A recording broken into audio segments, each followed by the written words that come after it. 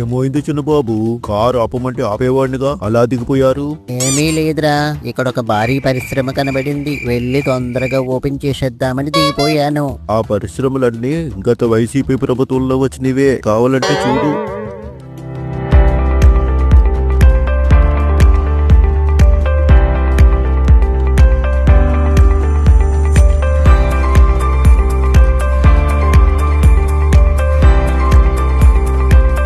I would like to assure you that Reliance will continue to be an unflinching partner to the people and the government of Andhra Pradesh in your states all around accelerated progress.